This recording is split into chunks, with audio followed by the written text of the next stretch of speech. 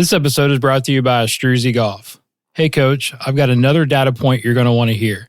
This time we are talking about your impact on membership renewal rates at hybrid or private clubs. Here's the stat brought to you by Struzy. According to the PGA of America, players who get lessons and belong to private or hybrid membership clubs are virtually guaranteed to renew their membership. Keep listening to hear the exact data points. You're going to like them. It's not what you know, it's what you can prove. You know how to cut to the core of me, Baxter. You're so wise. You're like a miniature Buddha covered in hair. I want to become a guru so girls will like me. Then I will like myself. Now, before we do this, let's go over the ground rules. Rule number 1. No touching of the hair or face. Of course. And that's it! Now let's do this! Are you not entertained? Are you not entertained? Is this not why you are here? What's up, everybody? I'm back again with another amazing interview, and welcome to another episode of the Golf Guru Show. I am your host, Jason Sutton, and I am the Guru. I'm also the Director of Instruction at the beautiful Colleton River Club in Bluffton, South Carolina, where it is my mission to break down high performers in the teaching and coaching business in all fields of study, unpack and tease out what makes them great and successful, from daily habits, their continuous growth journey, books that they've read, to how they help and train their students.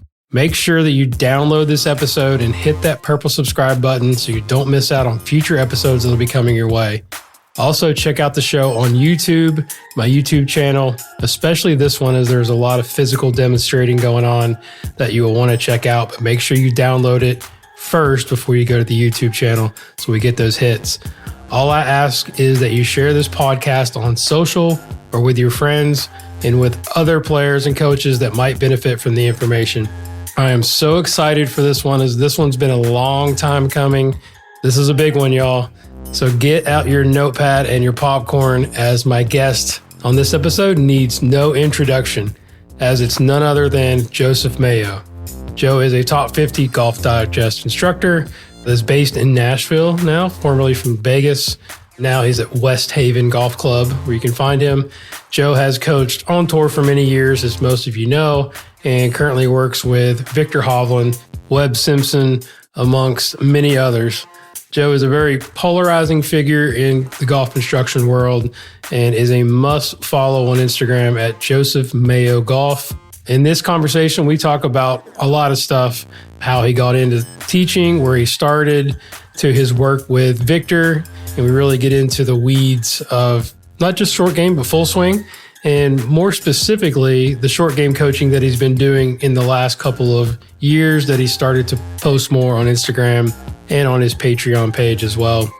What I love about Joe is his need and curiosity to problem solve and to always try to find the answers. He's one of the most critically thinking individuals and smartest guys that I've ever met.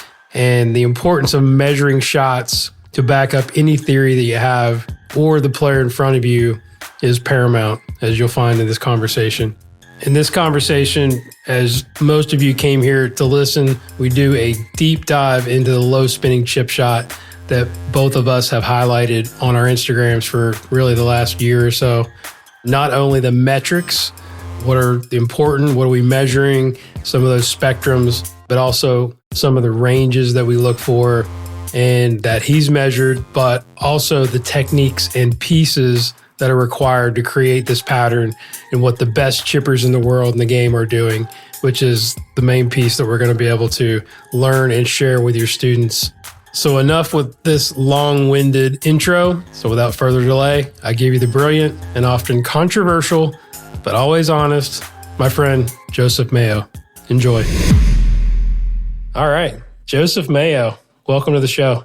Thank you for having me, brother. We've been trying to do this for a long time. Glad we're finally together. Yeah, absolutely. That was going to be my lead in, because I know you sort of swore off doing any podcasts and presentations and, really in the last 4 or 5 years. And I probably have at least had 1 or 2 requests per year. We've been friends for a long time. And to kind of set the scene, we ran into each other at the last tour event. We were both coaching at RSM, and you sit down beside me in the locker room and you go, "It's time." And I'm like, "Don't tease me. Don't tell me that." And like, so I'm so honored to have you on the podcast. So I appreciate it.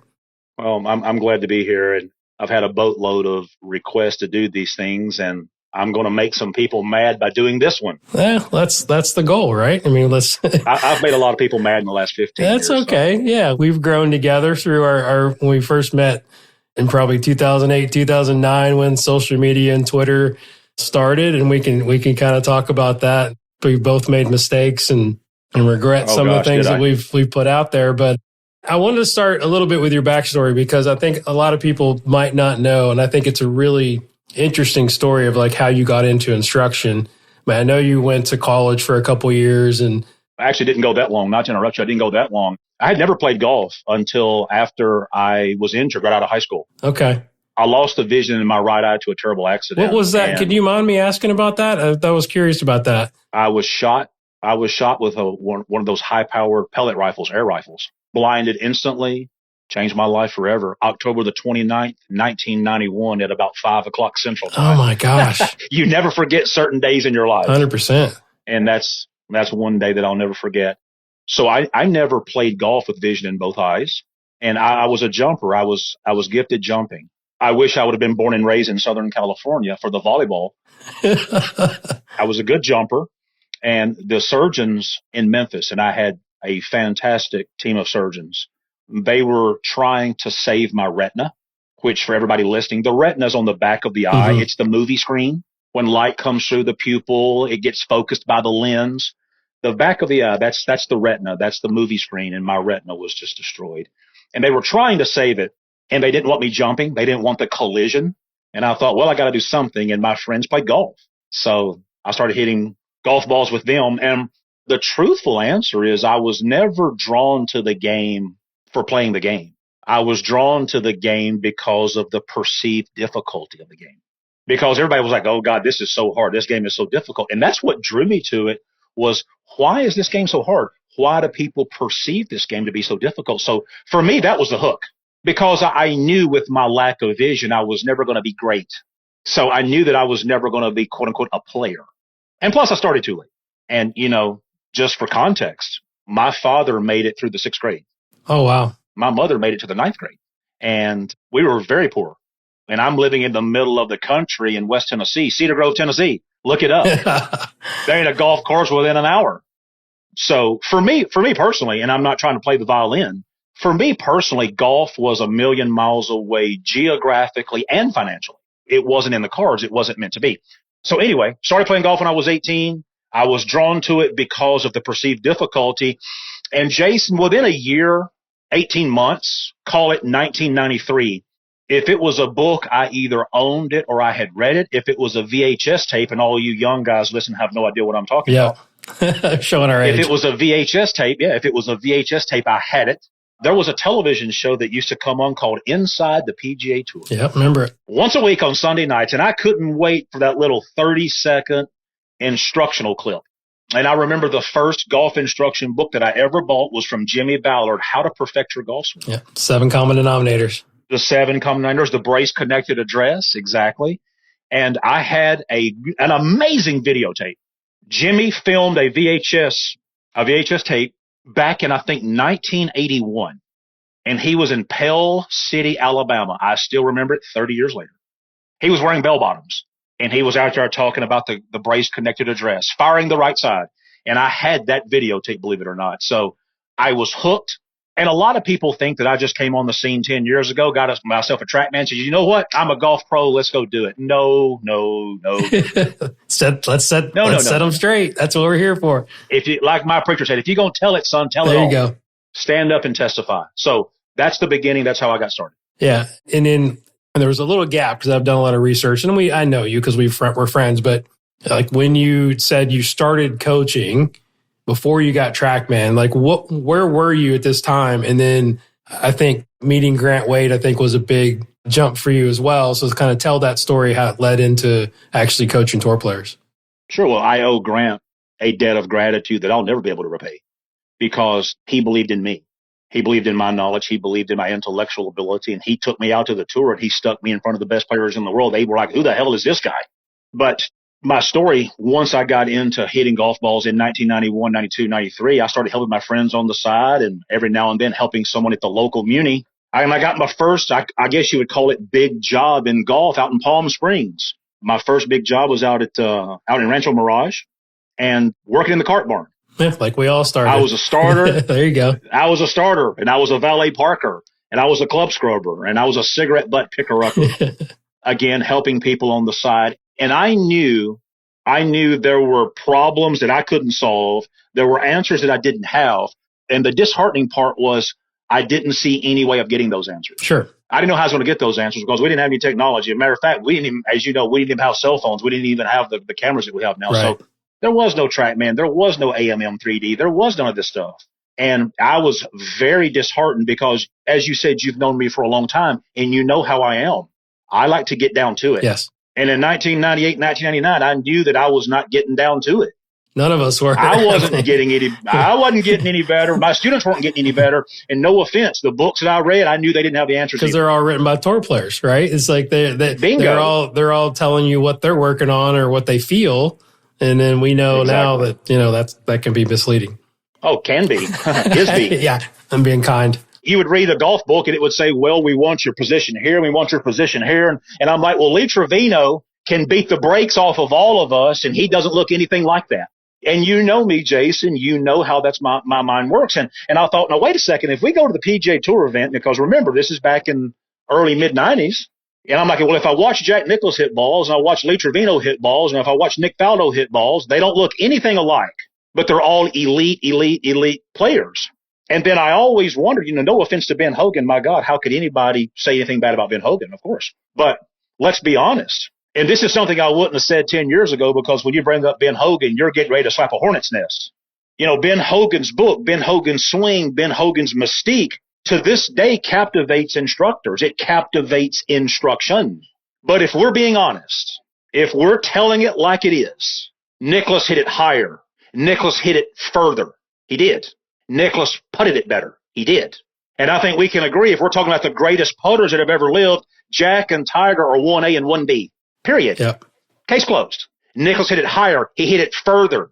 Nicklaus's long irons were things to be marveled at. Nicklaus's driver, to this day, you take Jack Nicklaus, 27 years old right now, and you give him a brand new Ping and a Pro V1, and he would put on a show. And we both know that. So why is Nicklaus's swing not taught?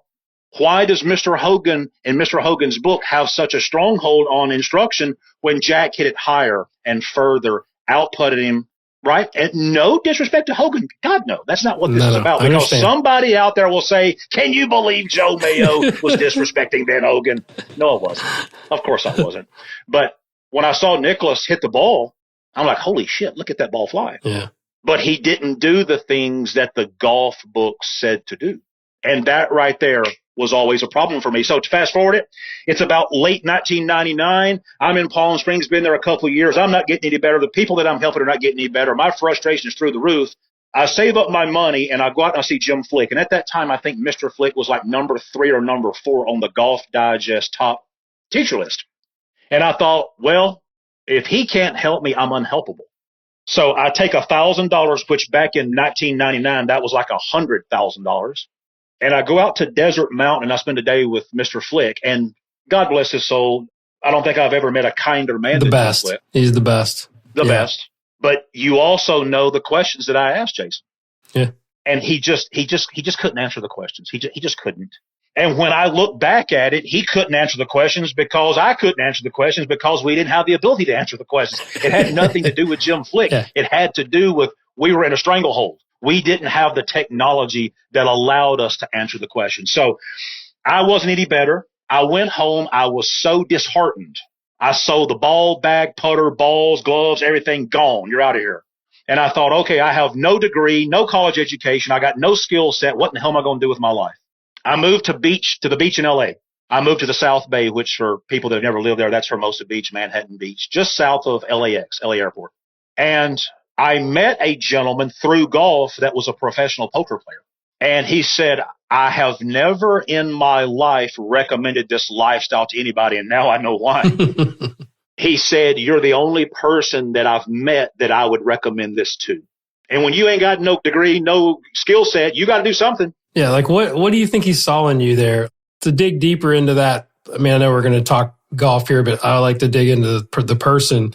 It's like one of the most intelligent guys I've ever met. Like the education, like where does that come from? You know, it's like, I know you've talked about getting a perfect score on the ACT and studying for that, right? I mean, there's a lot of stuff that you've done that's like a little off the grid, but I'm like, and that obviously was probably had to do with poker. Like, what do you think that is? I did not get a perfect score on the ACT. What I did do is I got a perfect SAT math score. You were trying to get into Harvard for just some odd reason. That's not over with. That's not over with. No, I'm just sidebar, but I'm just building the picture here for people. COVID threw a monkey wrench in that. I've spoken to multiple people about going there and studying mathematics. So that ship has not sailed. So where did all that come from? Like how did you get that? I don't know. I don't know. My mom and my dad, when they got together that night, they just happened to push the right buttons. Gene pull. They just pushed the right buttons. Gene. I think so. They just pushed the right buttons that night. All right. So back to your professional poker player. He could sense the math. He could sense the strategy. Sure. And when you grow up in the South like I did, you know how to play spades and hearts and canasta and rook and rummy. And so playing card games, that's just part of life.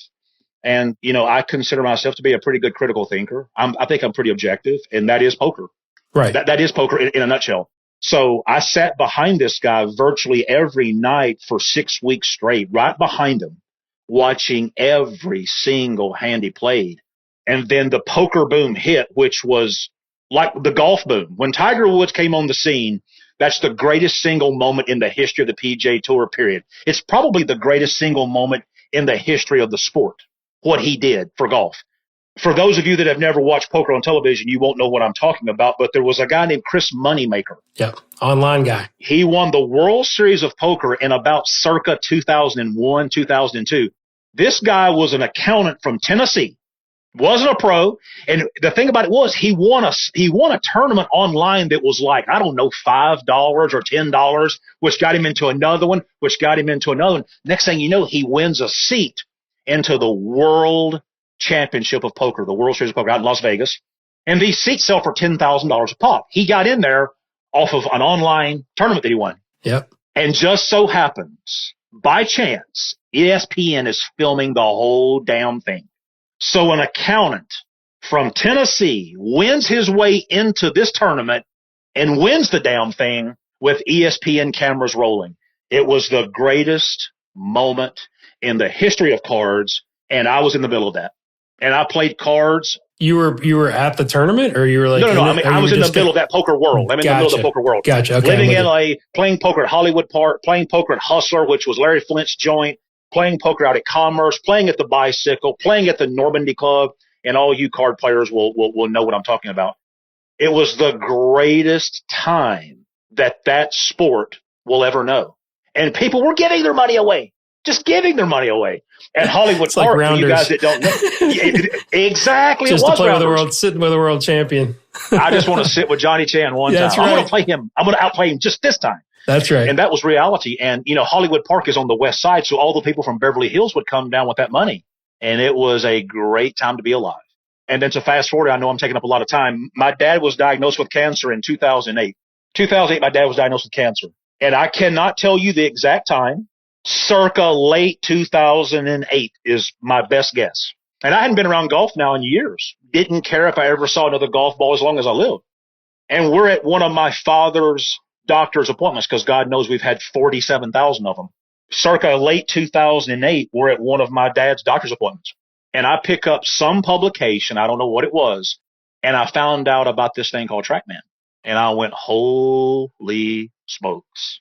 So, and at this point, I'm living in Las Vegas. I go back to Vegas, and I get a job in retail golf. I'm like, I'm going to get back in this thing. I'm going to see what's going on with this. And I met a doctor who took a liking to me. He also believed in my ability. He says, hey, Joe, let's get a TrackMan. And I said, let's do it. I'll put in $500 and you put in $25,000 and we'll get one. Perfect. And I remember the day it came in. And for all of you guys out there that remember the TrackMan 2, it was about this big, and it would take 25 minutes. Yeah, it would go whoa, whoa, whoa, whoa, whoa, whoa, whoa, whoa, whoa. You know, the legs would come out, and then about the time you're ready to film or to measure, it would say Microsoft Update. You're like, oh God. So now the computer would take an hour. But anyway, to make a long story short, I got that going on, and after weeks and weeks of watching people hit shots, I started to see these geometric patterns developing. And if you think about it, back in those days, there wasn't no internet forums. There wasn't any owner's manuals. You couldn't call your buddy, hey, what do you think about so-and-so TrackMan number? That's not the way this boat was floating. You didn't know who Frederick Tuxon was at this point. Well, I found out quick about him. Yeah, I know you did. But I'm just saying, like, that was one of my questions is, like, once you started getting it, like, who taught you how to use it? Or it was just sort of just self-discovery? Well, and just at that time, it's on its own. And I remember Brian Manzella had a TrackMan. I remember James Lights had a TrackMan. Right. And other than those 2 or 3 guys, I didn't know. I just didn't. And I remember the first tournament I took it to was the Bob Hope in about 2011. Again, don't quote me on the year. And well, let's back up. So I had the TrackMan. I'm running it. And Grant Waite, who I knew of him, was doing a golf school out in Las Vegas at TPC Las Vegas. And Dana Dahlquist knew me and he knew Grant. And Dana says, you know, Grant, there's a guy out there named Joe Mayo that's got a TrackMan, and I think he's the best on it. That's Dana talking, not me. And Grant said, I would love to have him. So we got in touch, and Grant says, hey, I want you to come out and do the lecture part. And I said, Grant, I'm not so sure you want me to do that because I may say some things that are going to contradict what's long believed to be true. He went, no, I want you to do it. Okay. So I show up out there. There's actually 2 or 3 PGA Tour players that are in this school. And I thought, this is my one shot at glory, by God, and I'm going to take it. And, man, I went from A to Z. I started talking about the triangles and the 60, 30, 90 and the VSP. I mean, I went to town. And their eyes were just spinning like a Las Vegas slot machine. And I thought, well, I'm either going to go to glory or I'm going to go to jail. I don't know which one I'm going to do, but it's either sink or swim. And Grant called me a few days later, if my memory serves me well, and he said, Joe, I thought it was incredible. And we struck up a friendship because Grant loves that kind of stuff. That was right down his alley. If he doesn't know something, if he doesn't know it, he wants to know it. Right. Grant's not going to turn a blind eye and say I don't believe in that. That's perfect. No. So we struck up a friendship, and one day I seized the opportunity. I said, Grant, why are we not in business together? I said, I know the math and I know the numbers and I understand the 3-dimensional aspect of ball flight, TrackMan, yada, yada, yada. And I said, you're a great player. You're a great ball hitter. You've got the credibility. You can take me out there. And he said, done. So he takes me out there. And I literally went from nobody knowing who I was, nobody giving a shit what I had to say. And overnight, I'm talking to the best players in the world. And I'm also going to be honest, sometimes those best players didn't want to hear what I had to say. Yeah. Because they're like, who is this? They're still like that. It's like, of course they are. Depending on the. And they know me and they're still that way. Yeah, I'm just saying in general, not you, I'm just saying in general, a lot of guys don't want to act like they're technical or whatever. Now there's 12 TrackMans on the range every tour event. Per player. Right. Per player. And a foresight. 100%. But anyway, to get down to the nuts and bolts of it, Grant took me out there, put me in front of the best players in the world, allowed me to get started. I owe him a debt of gratitude that I'll never repay. Not only did he open the door, he put the door there. He put the door there. And sometimes you can't open the door if there's no door there.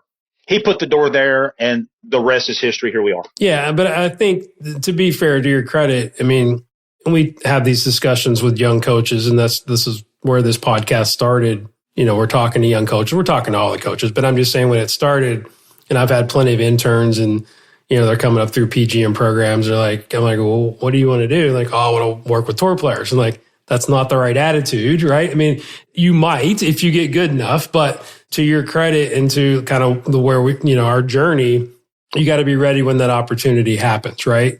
Or if not, then you're going to get shut down and you're going to get fired real quick. So you were clearly 100%. ready with the information and obviously the delivery.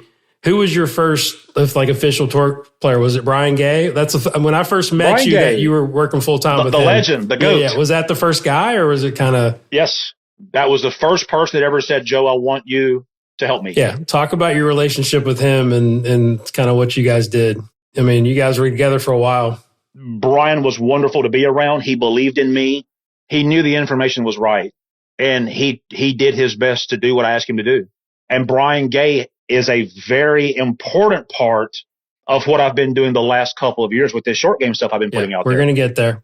Again, everybody knows who you are, but I mean, for the like two people, you taught full swing for a long time and you still do. Long time. Yeah, I understand. But that's why I want to get in your back. And we'll talk about Victor and like what you did with him as well. And then we're going to like go deep into the short game stuff. But Brian Gay, I mean, Brian, as I said, was my first client. Chipper, right? I mean, that guy was unreal around the greens. He could wake up and roll out of bed and chip it good. And I measured Brian. I was about to ask you, were you measuring it back in those days? Like that's way before. You bet your ass. Look, we always wanted to measure full swings and drivers because it was super cool. I don't think we measured enough short game stuff back in those days. Is that when it started? You bet your ass. And I mean, I've put pictures out there that are timestamped of me measuring him. And I remember looking at the numbers, and I can close my eyes right now like I'm doing, and I can just visualize his swing and what he was doing. And I can tell you right now, when I measured him, you're looking at angles of attack of 10 plus down. You're looking at launches of sub 30, 27, 28. You're looking at spin rates that are through the roof. And cosmetically, that club head would come out of his right jawbone. He would stand up and that swing plane would be steep. VSPs in the 80s. And I'm like, well, wow, but that's how you do it. That's how you do it. And before we put the cart before the horse, there is no question that measuring him and being around a chipper and pitcher of that caliber 12 years ago jump-started me into what I'm doing now. Sure. I think I would have figured it out. Yes, I would have, but it sure as hell helped me when I saw those numbers 12 years ago. Yeah, that's a great lead in. So obviously, last few years have been really exciting for you working with Victor Hovland and your success, with him. Take us back to the beginning when you guys met, when you started working together, and you've told me these stories, but I want you to tell as much as you can. And this is a coach to coach deal here. This podcast is not for the players, so get as technical as you can for the good teachers out there. I met Victor going out to Oklahoma State. Coach Bratton and Coach Dar at that time, Donnie Dar, they had me come out to Okie State, and I met the players that way. And I remember Victor and we struck up a friendship. And late 2019, call it August or September. I can't give you the exact time. I could look it up. I have my notes, but I don't have it in front of me. And he said, hey, Joe, would you take a look at some swings? I said, sure, why not? And he sent me his swings, and I did a video analysis for him, about a half an hour long. I still have that analysis saved. I sent it to him. I sent it to Coach Bratton, and I sent it to Coach Dar because I believe in complete transparency. And I told him in that analysis, no less than 4 times, stay away from golf instruction. Yeah, because he's got a very unusual move per se, and a lot of the pieces that he does. So yeah, continue. I don't want to, but I mean, I think that's cool. Yeah. Stay away from it. Don't touch it. Leave it alone. He comes out to see me, call it November of 19, October, somewhere in that period. He comes out and we go out to TPC Summerlin out in Vegas where I'm the director of instruction, and he hits balls. I said, okay, let's see it.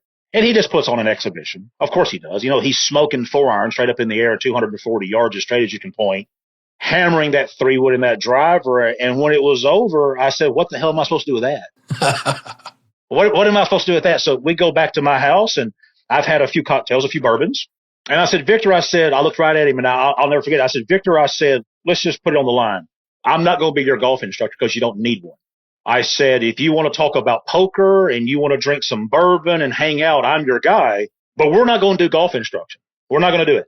Now, if there's any other instructor in the world that's sane and rational that would tell him no, I don't know who it is, but I did. Yeah, exactly. And I told him no, and he will tell you that I told him no.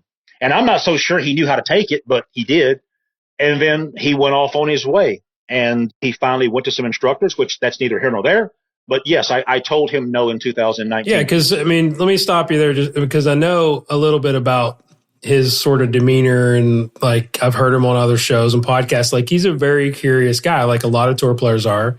So he seems to be searching a lot, right? So it's probably he's very curious. Yeah. He's very intelligent. Yeah. So a guy like that can be dangerous to himself if he doesn't get somebody to make sure he's not going down the wrong rabbit hole. So continue. I couldn't agree more. And he calls me in December of 22 and says, Joe, it's really bad. Will you take a look? And I did. I told him what I wanted him to do. Everything went great. He comes out to see me in Las Vegas in January. We decide to work together. It was full swing. Mm-hmm. And then once we were satisfied with that, we started short game. And we did not put in short game work until Tuesday of Genesis, Riviera. So let me backtrack. Like, don't skip over the full swing. We're going to get into short game, but I want you to talk about what you did with him with his full swing, because I think that could be super interesting. What did you see, and then what did you do and why?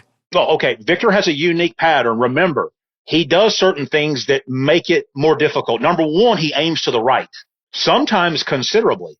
Number two, when the ball's on the ground, the angle of attack being downward moves the path where? To the right. To the right. So now he's got the ball on the ground not helping him. He's got the angle of attack not helping him. He's aiming to the right, which doesn't help him. And he's trying to start the ball to the left and cut it. Right, he's a fader. Do you see how we're running uphill already? So for Victor, when he makes the backswing, when he hits that transition, bam, he's now got to get back. Side bend. So he can allow the club to move around him so he can pull cut the ball. When he sent me the videos in December of 22, he was going down and down and down and down and down. So now the club can't, quote unquote, get around the corner. Yeah. Angle of attack was 7 and 8 down with short stuff, path moving to the right. He's hitting pull draws. So I explained to him, I said, brother, it's like you're sinking. You're just dropping and dropping and dropping. I said, you've got to get up. You've got to get back. You've got to extend. The golf club has got to get around you at some point. And what he was doing at that moment in time would not allow that. Yeah. So, yeah. And obviously people are going to have to watch the YouTube version here to kind of get a little bit of idea, but like be a little more descriptive. You're basically talking about extending his spine. Yes. In other words, the bottom line is this. You get it out of the ground. You watch right? a lot of great players, they'll turn centered and they'll come back nice and forward right here. And then they'll just stay put and they'll extend in the finish. He can't do that. He has to get over here when he hits transition, right? That's when he starts side bending and moving back this way because now the golf club's got to get over there. Period. So how did you train that? Like, what were some drills you gave him or any I just put him back to where he used to be because that's what he used to be. Yeah, because, it's super helpful. Obviously, that's what he used to do. Had that video when he's in college. 100%. Yeah. 100%. Yeah. And I'm going to tell you something, just instructor to instructor. And I said this to a PGA Tour player 2 days ago that came to see me. Jason, I cannot tell you how many times I've had a good player or a great player come to me. And I will tell them, I'm not going to reinvent the wheel. I'm not going to try to change you. I'm going to try to put you back to where you were before you got screwed up. That's it. Sometimes it can be that simple. I said that 2 days ago to a PGA Tour player. Yeah, I think that's interesting because I find myself doing that a lot with the 100 mini tour guys that come to see me, right? It's like they're trying to be something that they're not, and then they kind of forget the pattern of the feel that made them great, right? Or got them to the level. They think they got to do something else. And to be fair, they're trying to get better, but a lot of times they go down the wrong avenue. Yeah, exactly. So did you pull up video and show them like, hey, here's where you used to be. This is kind of where you Absolutely, need to be. I did. Did he sort of start to recollect like the old feels? What was kind of the back and forth with you guys? That, and also remember, and I think I forgot to tell you this, when he came to see me in 2019 and I said, I will not be your instructor, I did have the wherewithal to take him to Dallas to my good friend John Sinclair. And I got John to measure him on AMM. John has the data and I still have the videos from that day. So think about why I did that. He's hitting it so damn good then. I want to make sure we get this on record. Yeah, they want to have a baseline. So when he went sideways, I'm like, John, give me the numbers. And some of the things that we saw were glaring. So that helped me help him. Sure. What were some of the things that he was doing that I know John has sort of an overview of it and then he shares that with the coach? Pelvis was considerably more forward than it had been. Sternum was more forward than it had been. The tilts, the bends were not the same. And that right there was enough to throw him into the ringer because, as I said, if you're going to aim to the right, if the ball's on the ground, angle of attack's down, path is moving to the right, and you want to start the ball to the left and cut it, you have to do things. And you have to do things that are unconventional, if you will. You, by definition, are an outlier. Now, Jason, I want you to put your thinking cap on right now. Can you name a great player? Well, if they're on the tour, they're great. Can you think of another PGA Tour player that aims considerably to the right and hits pull cuts with the ball on the ground? Exactly. Not right off the bat. Yeah, I was going to think Rocco was like the first thing, but he hits draws. He pulls draws. I think he does. Yeah. So that's my point. That's my point. So people are talking about outlier swing. When you think about outliers, people talk about Jim Furyk and they talk about Matt Wolff. I'm like, no. I'll tell you an outlier golf swing. I'll give you Victor Hovland and I'll give you Tom Lehman. Yeah, well, my guy, Will McGirt. I see beauty in McGirt's move because of what we've worked on the last 4 years, but being able to put the pieces together with something that looks a little unconventional is what we do, right? Like being able to like, did you not change his stance at all? Like you felt like he needed to square up, open, whatever. So you just kept him there. Why would I do that? He aimed to the right when you couldn't beat it. Yeah, so I'm not going to change that. Just curious. Yeah, no. That's cool. But my point being, the outliers, Victor Hovland and Tom Lehman. Tom Lehman aimed to the left and hit draws. Victor aims to the right, hits pull cuts. In my opinion, those are outliers. And when you look at Tom Lehman, a lot of this going on, a lot of tilt, a lot of knee drive to the target, a lot of right side bend.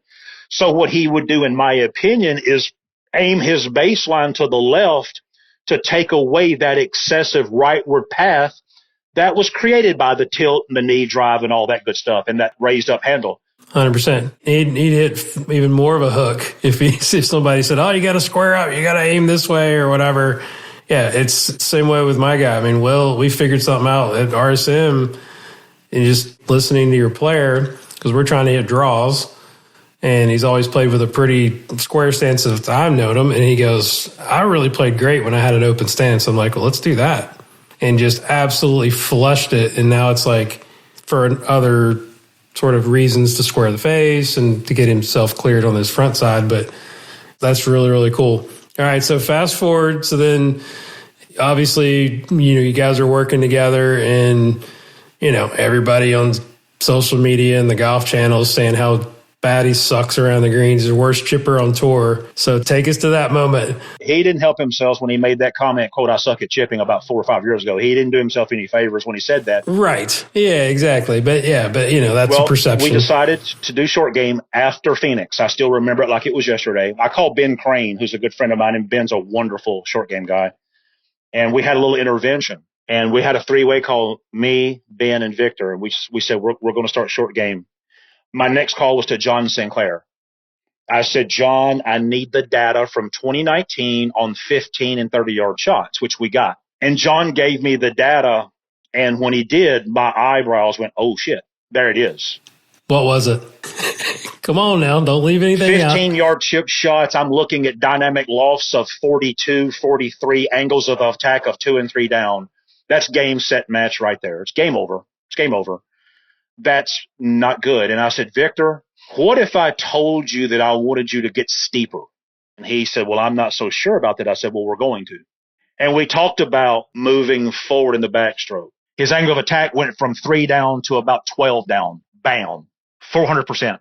I talked to him about left tilting in the backswing. How, why, when, what for, what great things it creates.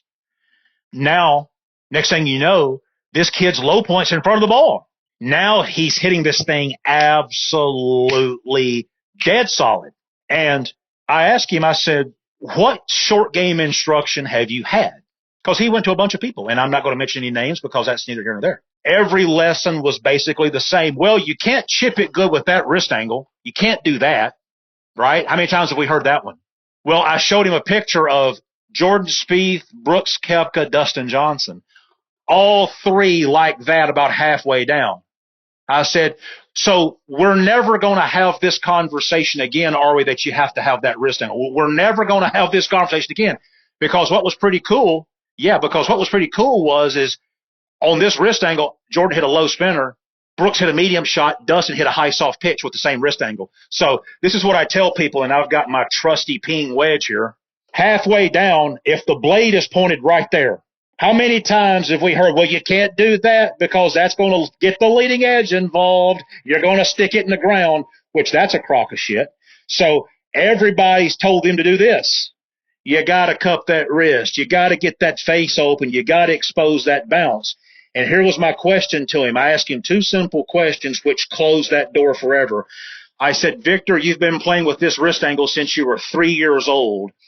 Do you mean to tell me that you're going to be on the 72nd hole of the Masters and twist that damn wrist like that and try to chip it in the hole with the world watching? Are you trying to tell me that? Which is silly. He's never going to do it. Never going to do it because it's so far outside of his DNA. But the second thing is this, right? My question to you is this, Jason. If he's trying to hit that low spinner, which was the first thing I taught him, and you now know that this club's been bent to 60, you now know, Jason, that the best players in the world are putting 42, 44, 45 dynamic on that shot. They're trying to get 15 degrees of loft off of the club face. Why in the world would I twist the face open when I'm trying to get loft off of it? And when I proposed those two questions to him, I could see his eyes light up. He went, oh, shit, I got it. So everybody that he went to, same old thing, get shallow, use the bounce, get the handle down, cup the wrist, open the face, all of that. Not one single person, not one, ever said, do you know what spin loft is? Not one, not one.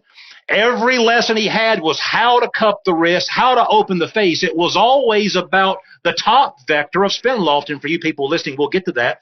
It was always about the top vector. Nobody ever talked about the bottom vector. Nobody ever taught this kid how to hit the damn golf ball solidly, repetitively, predictably. And once I got him to do that, Jason, it was game, set, match. Think about it. Now, I want you to listen to this. Now, this is going to make a lot of sense to you. This first day of short game. I know. We teach the same stuff. Exactly. So if you go to Riviera, there's a little short game area down on the other side of number 3 fairway, down to the left. And that's where we were. Him, his caddy, and his agent were standing there. And I looked at him. I said, listen, he's going to chip it good here in about an hour. Everybody's going to be just fine. And I looked at him and I said, I do not accept the hypothesis that you can't chip. I said, you're one of the best ball hitters I've ever seen in my life. You can hit a 4-iron 240 yards straight as an arrow at a flagstick. You mean to tell me you can't chip a damn golf ball 10 yards? I said, it's nonsensical. It's ridiculous. It's foolish. And once he learned that forget all this mess, forget all that. Once he focused on moving forward, moving low point forward, steepening the angle of attack, Jason, in an hour, he said, I got it. I got it.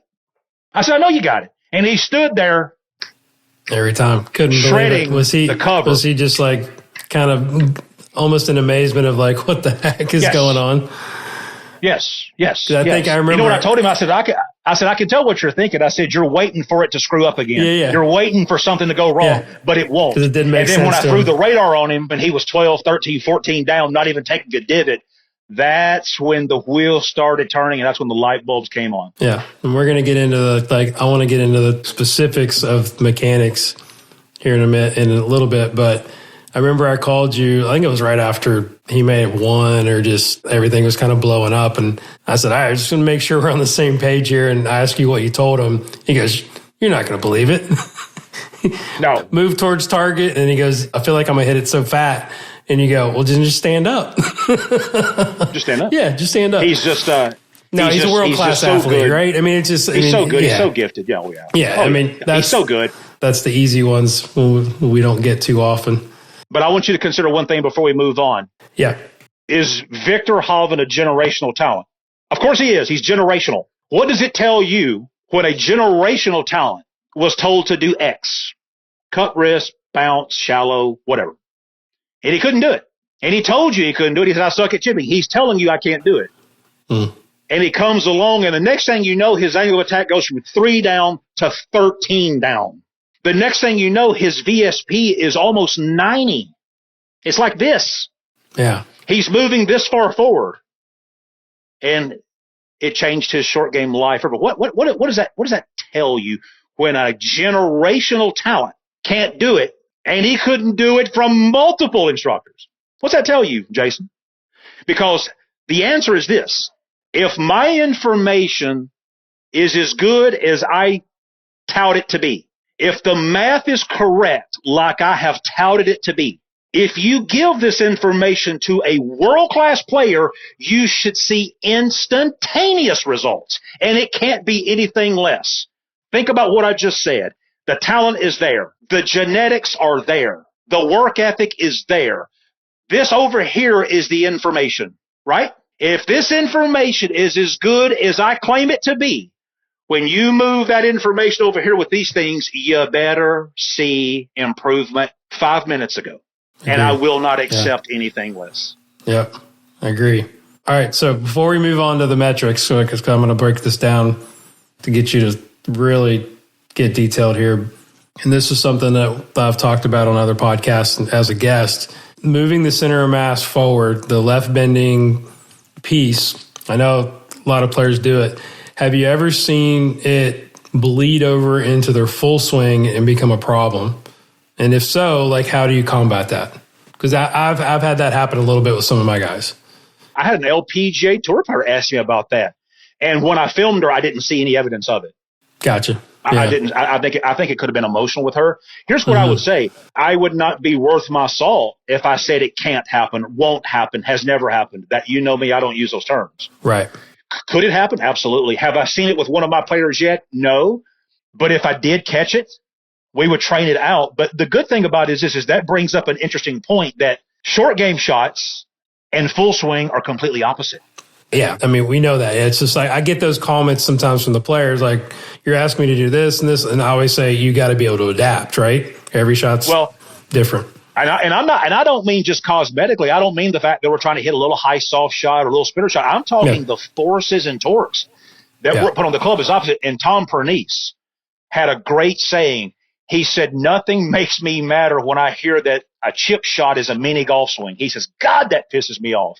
Yeah, it's not. It's not. It's actually dead opposite. So I haven't seen it bleed into one of my players yet, and if it does, then we will train that out. Gotcha. But it just goes to show you that little chips and pitches and full swing are completely opposite. Yeah. How do you feel about, I think we talked about this a little bit when we were out at RSM, but in that case, a lot of times I'll have them move forward a touch later, like more like in conjunction with transition as opposed to early on. Yeah. I always give them those two options, right? Some work better early and then some work better actually moving the upper center, translating forward in the transition or in the forward stroke. I got no problems with that. Yeah, I was just curious about that. Okay, so I want to break this down into a couple parts. We're focusing on the low spinner here, right? Because that's the only shot we teach, right? That's the only shot I've ever taught. All I teach is steep, low spinners. You didn't know that? Yeah, that's a joke. I mean, everybody will get that. But so I want to know, so let's dig into the math, right? Because I got a bunch of questions from social media, Instagram and whatnot, and this was one of them. And I said, we'll definitely cover, like, what are we looking at as far as the metrics on TrackMan? What are your ranges that you're seeing? Okay, and then I want to dig into specifically the movement of that and what creates it, right? So the mechanics of it. So let's talk about the math first. Sure. My radar, when I'm doing short game, I've only got 5 numbers showing. I've got angle of attack, dynamic loft, launch angle, spin rate, VSP, swing plane. And when I am working with someone, first of all, when everybody comes to me for the first time, I'll ask them, why do we chip it badly? And they start thinking of a scientific answer. I'm like, stop right there. We chip it badly because we hit the ground too soon and or too deeply. Period. That's the answer. And if I can take away the pieces that cause you to hit the ground too soon and or too deeply, then what you're left with is a great chipping stroke. That's what you're left with by definition. The metrics that I'm looking for, we know.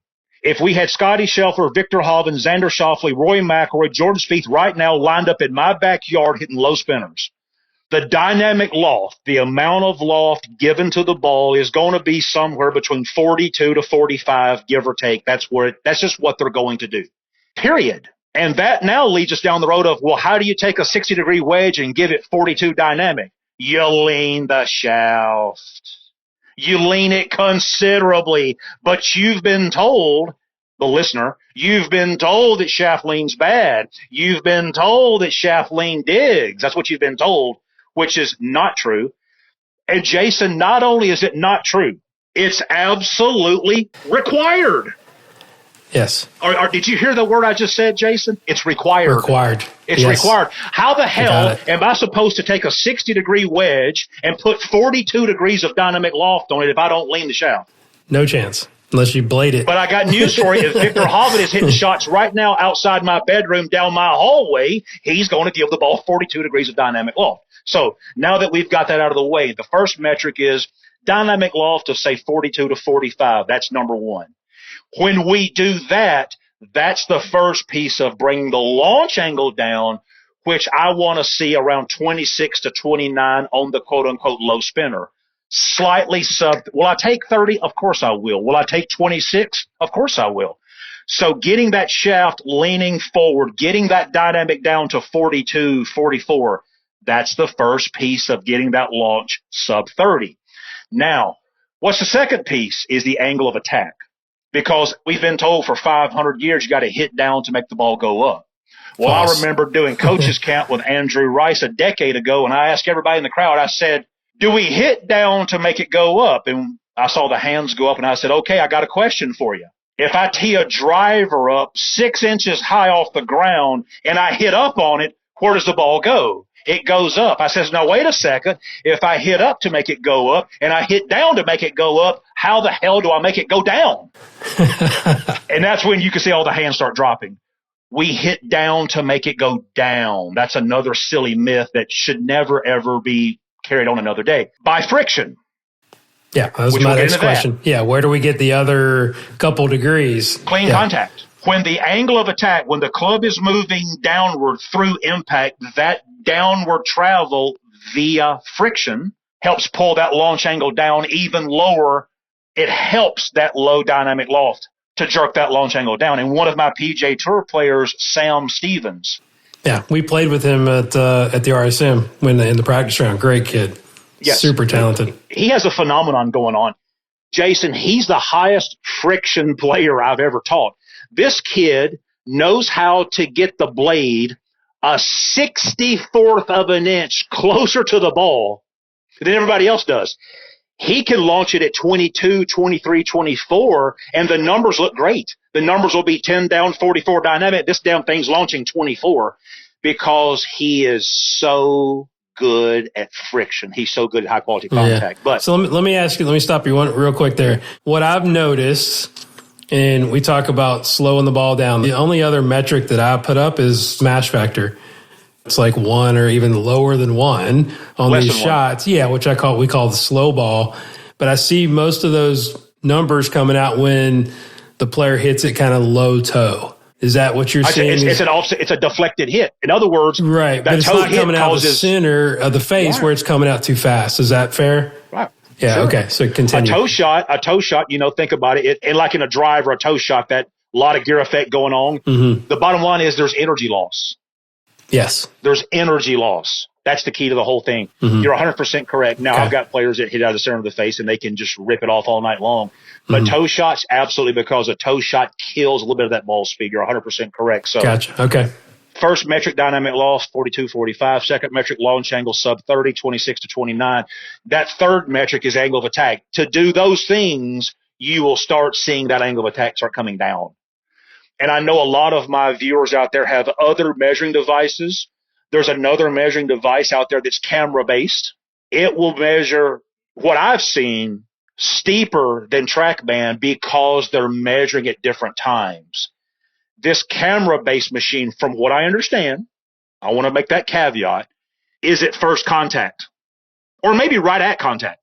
TrackMan, as you know, is a little bit later in the arc. It's more separation, maximum compression. Right, yeah. So it's a little bit later. So if you'll notice, see my finger at first contact? Now watch this as I continue. See how my finger starts to shallow out as the arc gets longer? So in my experience, the camera-based system is slightly steeper. If TrackMan gives me 8 or 9, the camera will give me 9, 10, or 11. Okay, interesting. But yeah. When you move that low point more forward, and see, here's the thing that everybody in America needs to understand. This is a golf ball sitting on the ground. When I talk about steep, I'm not talking about steep gouging the ground. I'm talking about steep up here. And think about this, Jason. If my hand represents a given angle of attack, right? Mm-hmm. If the ball is sitting here, that's very shallow. Notice my hand is not changing, right?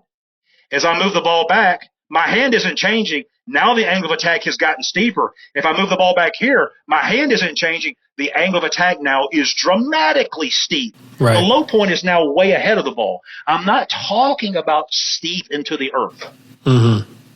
Yeah, and I think that, and we'll talk about how do we get it out of the ground when we talk about mechanics, because I think that's where I think a lot of your stuff and my stuff probably get lost in translation. Like, oh, he's telling me to hit 10 down on it. Or how about Jordan Spieth, who doesn't get it out of the ground? Yeah. And trust me, in the low country where I'm at, when we got super grainy into the grain approaches, I'm like, I don't care if you stick it in the floor, as long as it's after the ball. It's going to happen. One of my players, Webb Simpson, is gifted. I mean, this guy can do things with a golf club that are unbelievable. And I was at Quail Hollow with him last year, and I said, Webb, I want the most difficult shot in North Carolina. Take me to it. And he takes me behind number 12 green at Quail Hollow. If you just tap the ground, just tap it, the grass goes, wow. I mean, it's just like, it's violent. Yeah. He hit 7 or 8 shots for me on camera, no retakes, no do-overs, no cherry picking. The club stuck in the ground every single shot, and I mean violent sticking. Mm-hmm. He almost holed 2 of them.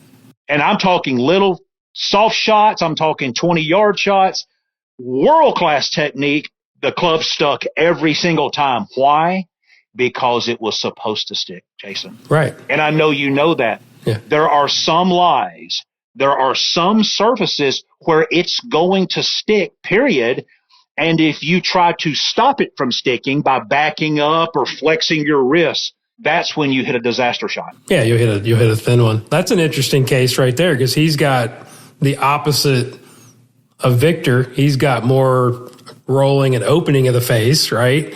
And more probably radial deviation and cupping. How does he manage his short game? He goes ulnar and he pushes that right hand down, stands that shaft up into ulnar, closes that face, and just hits it beautifully. Gotcha. Yeah. So if he let the center of mass of the club or the sweet spot drop behind his hands too much, in the water, he would suck. If he got shallow, which is when I came to him, he was told to get shallow. Yeah. If he got shallow, it's game over. It's game, set, match. Hybrid and private clubs love when members renew. Why? Because it costs 5 times more to acquire or find a new member than it does to retain a current member. Plus, those returning members spend 67% more than new members. So where do you, a golf coach, come into the picture? Well, the PGA of America found that if a member takes lessons, they renew their membership close to 100% of the time.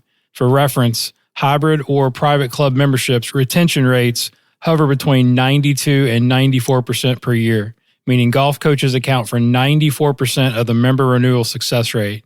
Another powerful stat, the immense value of us golf coaches add back to your golf courses. If knowledge is power, you've just become more knowledgeable. The next step is taking action with this newfound power to create change. Estruzi not only protects, but amplifies the value you create every day to your players and your facility. A bunch of you have already created an account.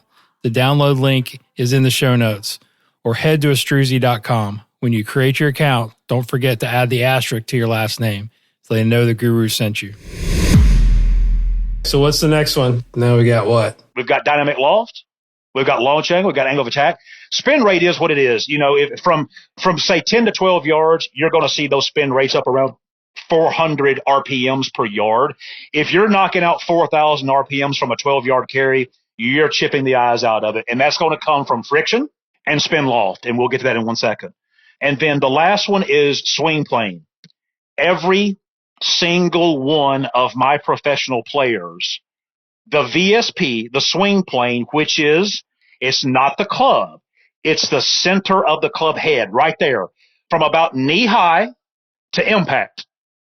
All of my professional players are in the 80 degrees. All of them. Very steep VSPs. Did I tell them to do it? No. Putting their bodies where I want them by teaching them how to move their bodies, the VSP steepening piece was a byproduct. Interesting. I can tell you right now, I've had people come to me that couldn't chip it out of their own living room. VSP of 61, almost the line of the club, because people have been told to be on the shaft plane. Holy smokes. Holy smokes. And an hour later, their VSP is 87.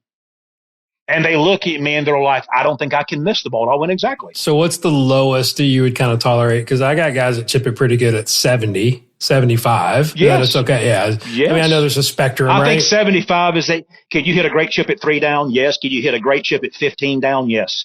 So very, very difficult to pinpoint a number. But I would say if my players were less than 75, I would be finding out why. Can you chip it great at less than 75? Of course you can. Now, would you say that's more like in transition? I think we talked a little bit about Will when we were at RSM. His club will drop a little bit behind his hand sometimes at like 4 to 5 ish. So you're trying to and get that can them, be a problem for people. Yeah, you're trying to get the sweet spot kind of out in front of their hands a little bit more coming down at 5 and 6. Club head. Now watch right here. You see that football jersey in the background. Watch this. There's a little bit of a pitch out coming down. And there's a little bit of the shallow under. This right here, that little under, is it bad? I didn't say that. Can it wreak havoc? Yes. But Justin Thomas, world class, has a little bit of an under pitch, in my opinion. I think so.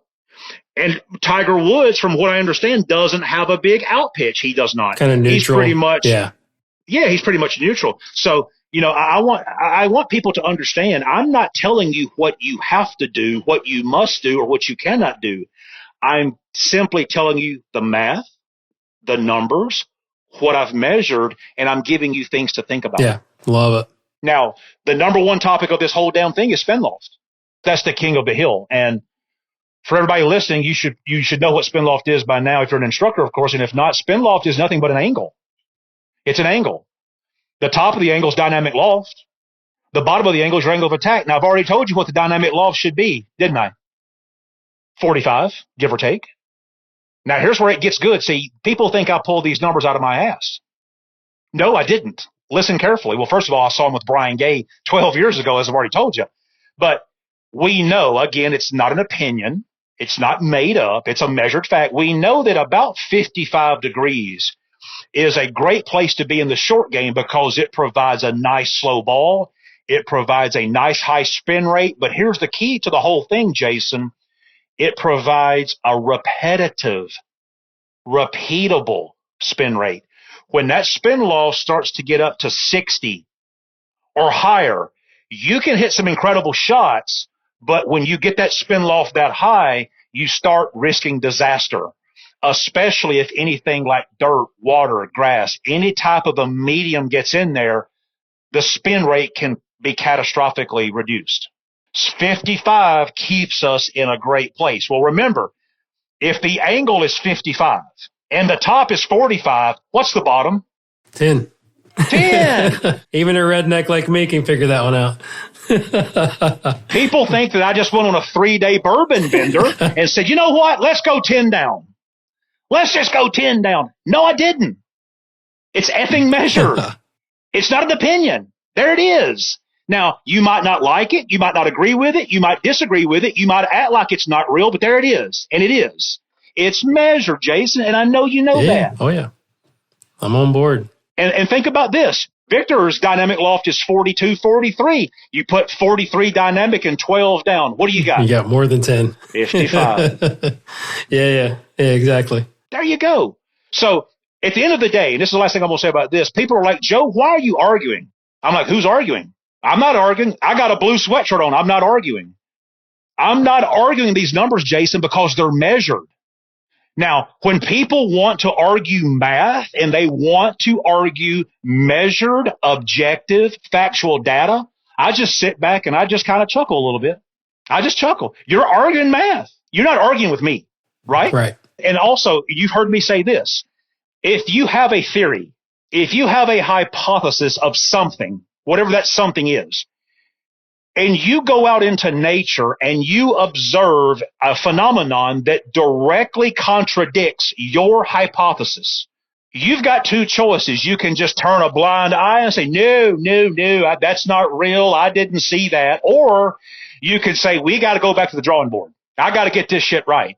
Well, if you tell people that steep is bad and causes digging and shaft lean is bad and causes digging, if you tell people that and they get on my Instagram and they see 427,000 videos of people 10 and 12 down, shaft lean of 15 to 20 degrees, hitting these world-class shots with no digging, you see where I'm going with this? Case closed. End of discussion, case closed. You can keep trying to move the goalposts around, or you can say, guess what? I was wrong. Guess what? I was wrong. I was mistaken. And now, moving forward, I am going to accept the measured factual data, and I'm going to stop fighting it. Or you can say, screw that. Nuh-uh, I didn't see that. I didn't see that. So, I mean, at this point, Jason, honestly, it's comical because I'm almost 2 years into this by sticking this stuff out there. And if you still are telling your students that steep is bad, shaft lean is bad, if you're still telling people that after watching the countless, endless videos and data that I've put out there, you know what? Then God bless you. Just God bless you. Just keep on doing it then. There you go. I love it. It's measured, baby. So obviously shaft lean, because this is kind of what I talk about. You know, you've covered the steep pieces, like they kind of create that sweet spot, kicking out, staying on the target line longer, upper body moving forward, down and left, shaft lean. So let's say if we're hitting a higher shot where the wrist angles come out a little bit earlier, are we going to see typically a shallower angle of attack, would you say? Or are we just hitting those shots by opening the face, which I teach, like open the face at address to kind of build the loft in there, but still feeling the same? Or do you teach a different type of release to hit the high one? All of the above. Here's what I would do. Let's say, for example, I've got a player and he's got the ball back, he's got the handle up and forward, and he's ripping them in there at 28 launch, 45 dynamic at 10 down. Let's just say that. And he says, Joe, okay, I want to launch this ball at 32. I'm just going to simply move the ball a tick this way. Gotcha. Maybe 2 ticks and say hit it. And I promise you, all things equal, now the launch is going to be 32. And he didn't have to tamper with things. Yeah. And for a tournament player, as you know, we don't want to have to start tampering with a bunch of stuff to hit different shots around the greens. And if you move the ball forward a tick or 2, think about what you've done. You've taken away a touch of shaft lean, which does what to dynamic loft? It's going to make it go up a touch. A tick. But there's something else that you've done. When you reduce shaft lean, all things equal, you also reduce angle of attack. Yes. Because shaft lean is one of the components of angle of attack. And that's why as that ball goes forward, as that shaft lean is reduced, angle of attack gets reduced. We get shallower, not because we tried to get shallow. Yeah. Well, I think that's the two things. That's the thing that I always tell my players, and I think where we have to explain it better. It's shallow can mean two things, like swing shape, right? Yes. Swinging to the right, swinging to the left. The plane can be steep. The angle of attack can be steep. Yeah, the plane. Yeah, exactly. And the shaft lean. And I always said those are the two big basic components. So it's like I always get, everybody's like, I sent you that video. My member today, I mean, he probably was swinging 6 to the right and, translating 2 feet behind the ball and wonder why he's hitting it fat. And he thought he's shallow, wasn't he? Yeah, well, I'm sure he was. And he goes, you damn right. Every time he hit a fat shot, he go, I'm too steep. I'm like, we got to change that mindset. Down and left, I think is a good way to kind of explain that to a lot of players. The handle of the club going up and left. So talk a little bit about the specifics. You've covered the backswing pretty darn well in transition, and then how do they get it out of the ground without having a world-class player in front of you, or even a good player, and if you just say stand up and they can't do it, or they don't understand and they want more detail, talk about how you would teach that. Well, okay, I will. The most difficult pattern that you're going to get, I'm going to tilt my camera. Yeah, that's good. The most you have to watch difficult pattern, YouTube portion of the guys, because this is about to get really good. Absolutely. So if you see someone who they can't stand up, they're going down through impact. Yeah, handle goes down for too long, club stays in the ground too long. Right. Oftentimes, it's going to be wrist angles, and watch what I mean. if that handle gets low at address like this, right? If they keep that handle low through impact, you will see the right knee start to bend. You'll see the torso start to drop like this, right? And they can't stand up. But if you tell them to do this, if you take the ball away, put them on a mat and say, watch this. I want you to make a little backswing, and I want you to push your thumbs downward. Watch this. Okay, yes. You hear me hitting my floor? Yeah. You hear me hitting my floor? Yes, watch this. You notice me standing up, don't you? So the player, so you're saying that, just again for the listeners that aren't watching, you're saying that going more into owner, which is pushing your thumbs down, is creating the need to stand up, right? So the player's reacting to the club as opposed to you telling them to do something with their body. Okay. Yes, you couldn't have said it better. When a player goes into owner deviation, let's do it this way. And by the way, Dr. Rob Neal was so generous with his data. He said, Joe, I've never measured a great player that did not move toward and or into ulnar in these little short shots coming down. That's gold right there. Yep. Never's the key word. Yeah. So watch this. So golf grip here, right? If I go into ulnar, watch this. Mm-hmm. So this radius got longer, didn't it?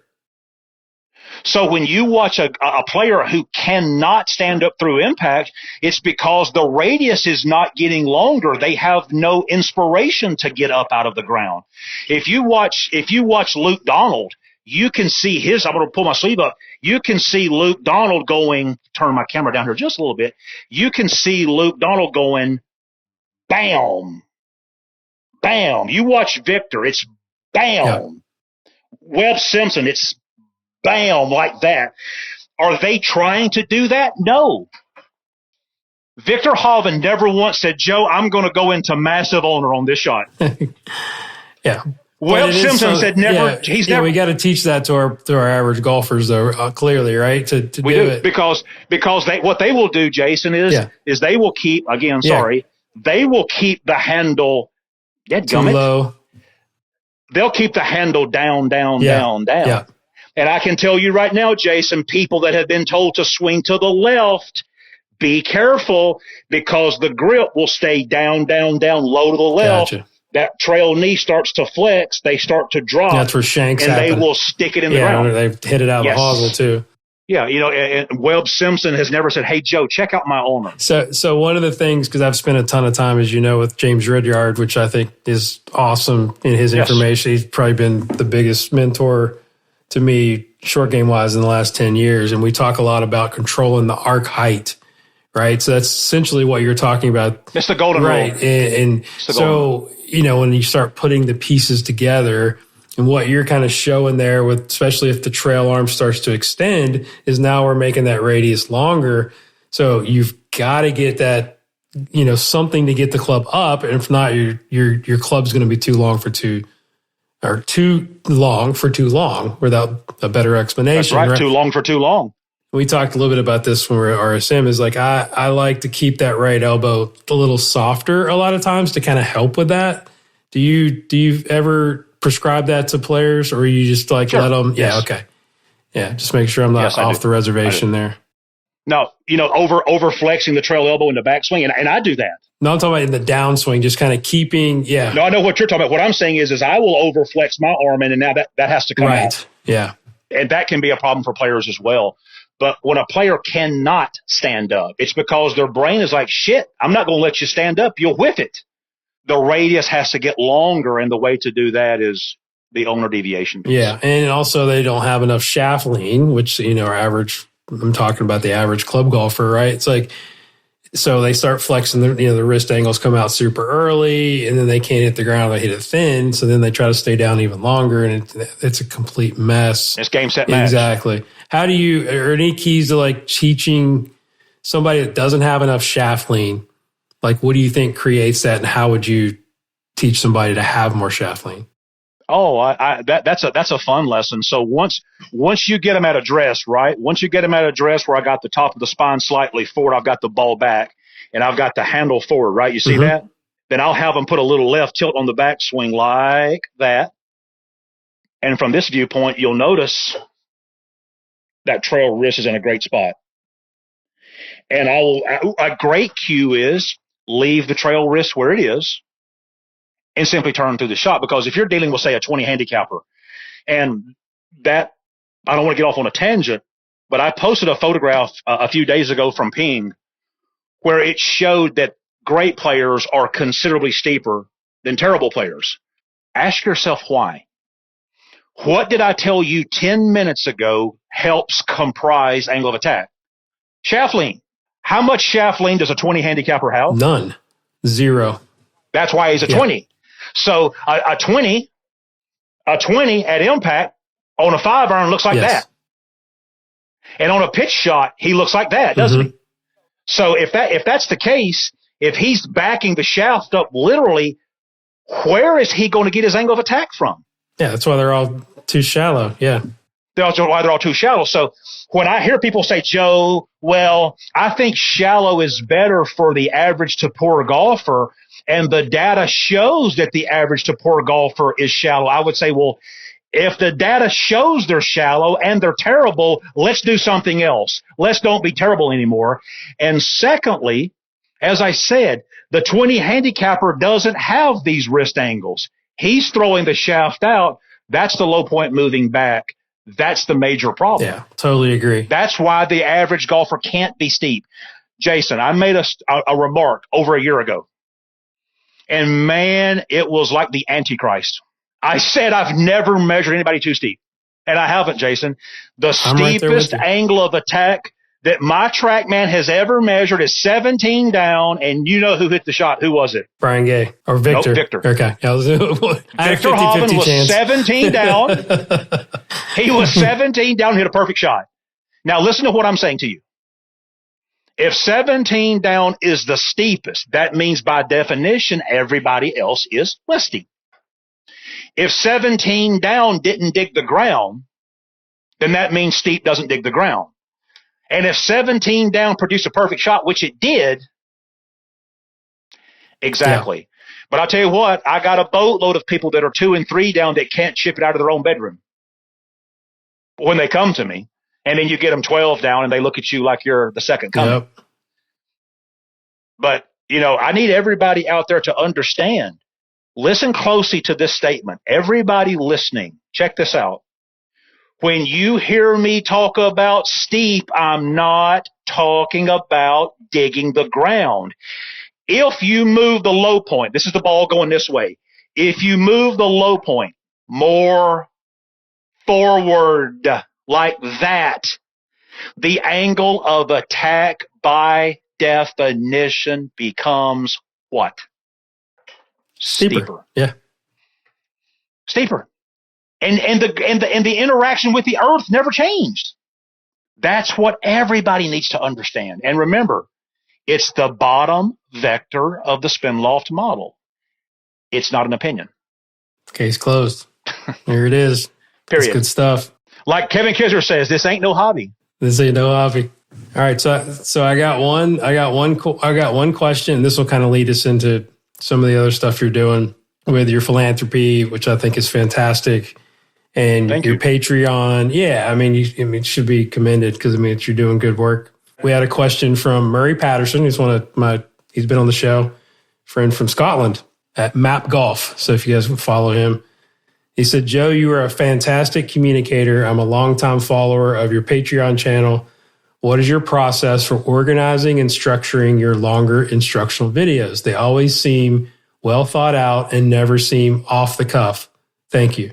I'm going to give a truthful answer to it. And please don't take this as arrogance. Please don't, because I promise you that's not where this comes from. I've always been able, Jason, to say, okay, today I'm going to lecture on this topic. And I will walk outside onto my porch and fire up the camera and off I go. I've always been able to organize my thoughts constructively, critically, and have them chronologically.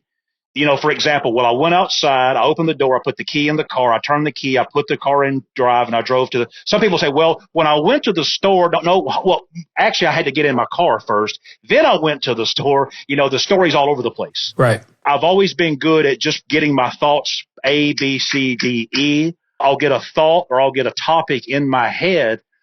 And oftentimes when I'm talking to the camera, it's off the cuff. It truly is. And as I said, I don't mean that to sound like I'm some kind of a savant.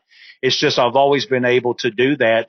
And I'm going to tell you guys, 95% of the time, you're looking at one take. Yeah, it's just, I start could talking, feel that. bam, here we go. Because you notice my videos don't have breaks in them. Right.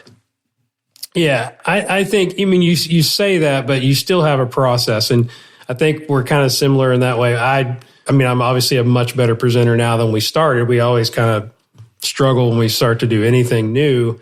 I used to write everything down and kind of structure it. Now I've done it so many times like you. It's like I Right. formulated in my head 1,000 times, just like I did this podcast, right? I played this podcast 100 times because I was just so excited to do it. But it sounds like you're kind of the same way. You've thought about it. Plus, it's something that you're comfortable with. I mean, the information, if you know it, backwards and forwards, right? It's gonna flow. So I think, give yourself a little bit of credit for some preparation. Did you ever, and this is more like personal development question, but did you ever take like any classes on public speaking or presenting, or because you have very few non-words, you don't cross over any of like the faux pas that they teach us in those classes. Right. Yeah. Well, as you can tell, I have a big mouth and I like to talk. So, well, that doesn't mean you're going to be concise and be able to present your topics. And obviously, one of the great debaters of the instruction world. I didn't know if you had any instructional training from that. No, I didn't. I've got a couple of good friends who are in Hollywood. Maybe they can get me a part in a Lifetime movie or something. I can play the FedEx driver, the UPS driver. Oh, that's great. No, I don't have any formal training, but I've just always been good at organizing my thoughts. I'm a good writer. And I think it's rare that we find somebody that's good at math, that's good at writing and literature. I've always been able to write two different parts of your brain, right? Yeah, write good paragraphs. But thank you for the compliment. But that's the truthful answer. All right. So I've noticed a transformation a little bit in your physique. Yeah. Like you seem to, like, I know how much weight have you lost? Like you look like you're in great shape. Talk a little bit about what you've been doing. Considerably. Yeah. I'll tell you, I'm going to start filming some videos on this stuff. And I've had people ask me multiple times, Joe, talk to me about high blood pressure. Talk to me about these things. And I'm not a doctor. I would never portray myself to be one. And what I'm telling you is not medical advice. Don't think that. But I've been studying heart attack, stroke, cardiovascular disease, blah, blah, blah, blah, blah for many years. Many years. As a matter of fact, I've probably studied that more in the last 3 years than I have the golf swing. I've learned a lot. And a lot of the things that we believe to be true, like hitting down to make the ball go up, ball starts on the path, things that are silly, I think we also believe those in our everyday life. And I'm going to put out some videos out there to talk about hypertension. I'm going to leave people with one thing that I want you to research when you have time: metabolic syndrome or insulin resistance. Metabolic syndrome or insulin resistance. Hopefully you'll look at both. And the math right now tells us that 70 to 80% of people are walking around right now with metabolic syndrome. It's an awful place to be. And without getting off on a tangent, metabolic syndrome, yes, is a syndrome that is characterized by hypertension, fat around the midsection, and insulin resistance. And without going into a long drawn out conversation that is not appropriate for this telecast, eating processed, refined foods, carbohydrates, sticking all of that food into your mouth for 30 and 40 years. Because as Americans, not only do we eat that mess, but we eat all the time as Americans. We'll wake up and have breakfast, and then at 10 o'clock we'll have the protein bar, and at noon we'll have lunch, and then at 2 o'clock we'll have the frappe or the latte or whatever you want to call it. Then we'll have the protein bar at 4 o'clock. Then we come home and we have dinner, and then we're sitting in front of the TV watching Law and Order. Here comes the popcorn and the sodas, or we're eating constantly. So not only does the insulin go up as a response to eating food, specifically the carbohydrates. I mean, protein causes as well, but specifically carbohydrates. So the insulin's up here, but it never gets a chance to go down and stay down because we're always eating, Jason. We're always eating. And after about 30 years of stuffing this into your mouth, the next thing you know, we're 58 years old. We're on 3 different blood pressure medications. We're 60 pounds overweight. We have erectile dysfunction as men, hypertension, as I just said. We're probably taking some type of a diabetes medication. And this insulin resistance metabolic syndrome, if it had been looked at 20 years previous down the line, maybe the outcome would have been dramatically different. And I'm just going to leave that as there right now. But I'm going to put out some videos. Yeah, for you personally, how much weight have you lost, and then what's your diet looking like? My top weight loss was about 52 pounds top, and I didn't do it by dieting. I didn't do it by eating 1,400 calories a day. I did it by staying away from processed refined carbohydrates. If it's in a box, I don't eat it. Period. And those of you that know me, you know I drink Coke Zero. I don't drink sugared sodas. I do not drink Gatorade. I do not drink sweet tea, because as much tea as I like to drink, can you imagine me drinking 8 glasses of sweet tea a day? I mean, how many calories is that, for crying out loud? Yeah, it's a lot. So I don't drink sugar. I don't drink sodas. Yeah, I don't eat candy bars. I don't eat that stuff. Now, is it true that because I don't eat that stuff, that's less calories going into my body? Of course that's true. But it's not because I'm quote unquote dieting. My go-to breakfast is 5 scrambled eggs, 5 pieces of bacon, and a half an avocado.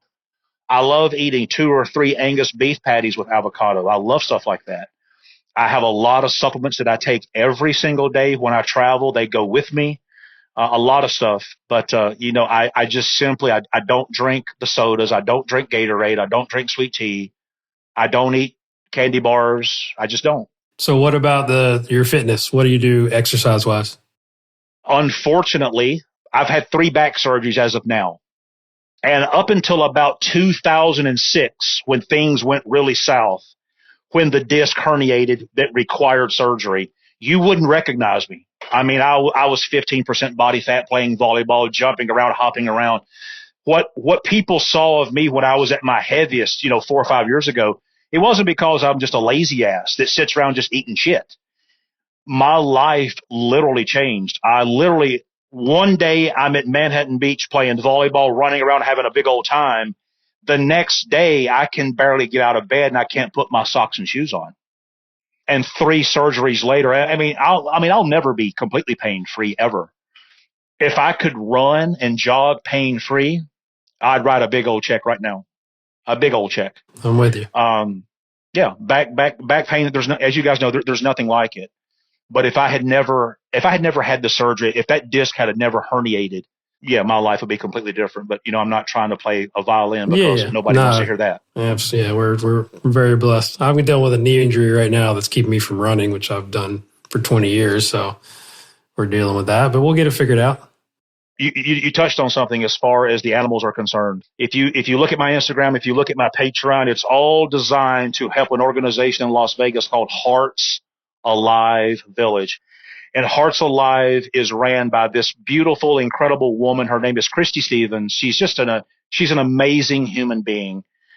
And she gives these animals everything she's got 7 days a week, 31 days a month. They don't get the federal funding. It's all donors. And I've been giving to Hearts Alive now for about 7 years. A lot of my wealthy clients, I give them to give. Some of my tour players, instead of paying me a salary, I have them give it. And my Patreon channel that I charge $15 a month for, I am proud to say 2 things. I have never taken 1 red cent of that money. And number 2, we're pretty close to $270,000 that has been given to Hearts Alive. Good for over you, man. $250,000. Such good work. It means the world to me. And I'll be honest with you, Jason. If there was no Hearts Alive, if there was no animal charities, I would not be on social media. My Instagram channel and all of the shit that I put up with and all of the bickering and all of the trolls, the reason that I stay in the game is because I need that to drive attention to Hearts Alive, to Patreon. If there was no such thing as that, I would just have a website, Joseph Mayo Golf, I'd be done with it. You wouldn't see me anymore. That's why I'm on no Facebook forums. I don't have a Facebook page anymore. That's why you don't see me on Golf WRX. That's why you don't see me on internet forums. That's why my Twitter handle, Trackman Maestro, was taken down years ago. The only reason that Instagram page exists It's not to publicize me. It's to push attention toward donating and the Patreon channel. That's fantastic. All right. So I got one more question everybody has to answer at the end of the pod. And then we'll close. I really appreciate your time. This has been awesome. So it's my pleasure. If you had a gigantic billboard and you had to get a message to the world, billions and billions of people, you could put a quote, you could put a picture, you could put a mantra on it. What would you put on that billboard and why? Oh, my Lord. Is it golf? It can be both. You can have two billboards. Give me one for golf and then give me one for life and personal. In golf, I would say spin loft is the only thing that matters. A picture of the fingers. It's I need the only a T-shirt, thing that by the matters. way. The only thing the golf ball gives a shit about is that. Everything else is just fluff. As far as life is concerned, this is a cliche. It is. Treat people like you want to be treated. If you actually do that, if you actually live that way, me included, we'd be a hell of a lot better off. We would be. And by the way, those jerseys that you see hanging up, I promise that was not planned. I had those jerseys out there because I'm going to take them and get them framed. This one right here, that one. Yeah. That is Rory McIlroy's actual costume that he was wearing in Tin Cup when he threw a fit. When he threw a fit and broke all of his clubs. I was wondering what that was. That is the actual outfit he was wearing. Such a cool backdrop. Yeah, you guys are going to have to watch the YouTube version for sure. But please go onto the portals and download and subscribe to this podcast. Joe, I can't thank you enough for doing this. I really appreciate you're the best, my friend. And you know, I'm always here if you need anything from me, which I'm sure is nothing. But I'm one of your biggest fans, and I appreciate. I want to leave people with one quick thought. Please. All you golf instructors, I want you to listen closely to this. If you disagree with me, that's fine. If you agree with me, that's fine. Just ask questions. Stop believing things because you read it in a magazine or because somebody said it or even because I said it. Go out and test it. Think critically and start measuring this stuff. And a week and a half ago, 2 weeks ago, I had the pleasure of lecturing for 2 days up in Lexington, Kentucky with Larry Ward at his place, Keen Trace. And I told people, don't believe the stuff because I say it. Believe it because you've measured it. There you go. Believe it because you've tested it. And I promise you, if you get out there and you start measuring these short game shots, you will see things that will blow your mind. You'll be like, holy smokes, that guy was 12 degrees down and he didn't take a divot. You will see that. I promise. What a way to close. Thank you so much, my man. I appreciate your time, and Merry Christmas to you and the family. Thank you, brother. You're always welcome in Nashville, Tennessee, whenever you're ready. I'll be there. My son lives there now, so I'll be definitely down there with you and TJ. It'll be my pleasure anytime, brother. Awesome, man. Appreciate you. What's up, everyone? Guru back here again with a couple of things before you go. First, big thank you to Joe for coming on the show. As most of you know, he doesn't do many of these, so it was truly an honor to have him on, and that he decided to do it on my podcast was just really, really cool. He shared some incredible insight on a lot of parts of the game, but mainly the short game, and I know you guys will take all this information and go help your players, and we're all better coaches because of the information that Joe's put out there.